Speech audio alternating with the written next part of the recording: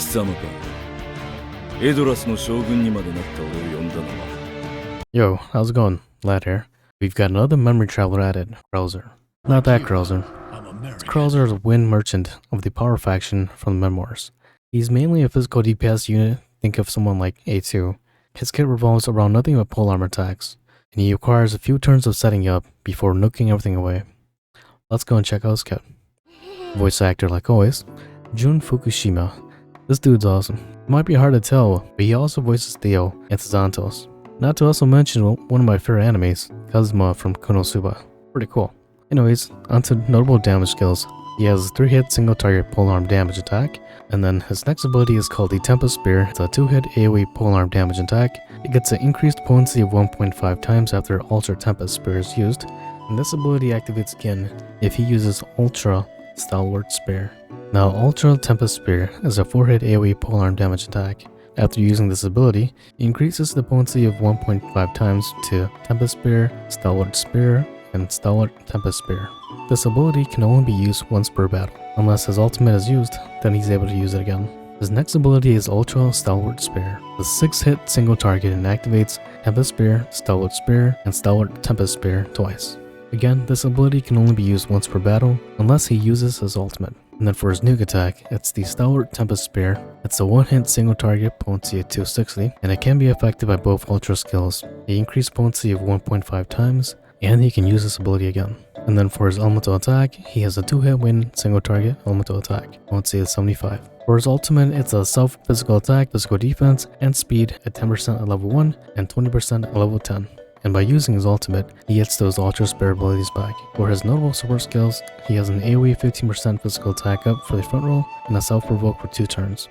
For his passive, he has a self 15% polearm damage up, and at 30% HP or lower, all of his attacks will always crit. And then he has a 10% wind resistance and 20 in lightning. So looking at his stats, he has replaced Ludai with having the highest attack at 444, and has replaced Gilderoy with a defense of 373. His elemental attack is the lowest, and that's fine. I don't think anyone's going to be using him for his 2-hit wind attack anyways. His stats overall are decent. His speed is on the lower side, but that's the downfall of being a merchant. So the big question, should you pull? If you're free to play, no. Save until next week where you'll get a chance at Rondo, who is the better character of the two. Krauser should also be on Rondo's banner, but at a normal drop rate. So if you're planning a pull, do on Rondo's banner where you'll at least get a chance at Krauser. Now this cycle continues if you are strictly free to play. You'll have to skip the current memory traveler and try your luck in the next memory traveler so that the previous memory traveler is also included, ultimately giving you a chance to pity the memory traveler of the past banners.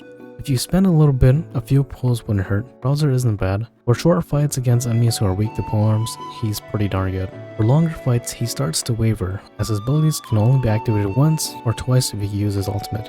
Most of us, for his abilities, are going to be running both his Ultra Spear abilities, with either his nuke attack or his 2-hit attack. This allows you to only use that one ability, as once you use the other two, they'll be non-usable. So at Awakening 3, he has a bit more flexibility, but because Krauser is a memory traveler, and memory travelers are above the rest of the characters in the game, he's not worth above Awakening 1 with ultimate level 10, unless you wail and also get his A4 accessory. This Wednesday, I'm gonna only do the first 2 steps. He's good but not great.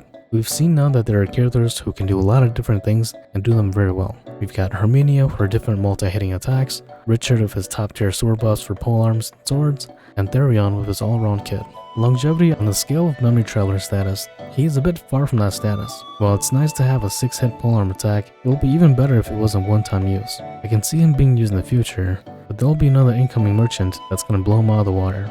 If you have either Ludai, Ulbrich, or even 9S, you're good to go. He's definitely a nice to have unit. Let's go ahead and wrap it up. Character design, 4 out of 5. His picture looks pretty cool, and his sprite looks pretty cool as well too. Voice actor, 5 out of 5. Man, he's awesome. Abilities, 3.75 out of 5. His abilities are great, but again, a one-time usage is not that great. Longevity, 3.5 out of 5. Sadly, he's only exclusive to polearms, so that sets him back a bit. Global buff would be nice, 0 out of 5. Time limited, yes, 0 out of 5. Overall impression, 3.6 out of 5. He's a unit that's nice to have. To those who are pulling this Wednesday, good luck in your pulls. Again, I'll probably do a few pulls here and there, see if I get them. If I don't, that's okay as well. Of the 2 characters that are coming out, comparing him to Rondo, Rondo is definitely the better character. Alright, with that being said, like always, take care of yourself, let out.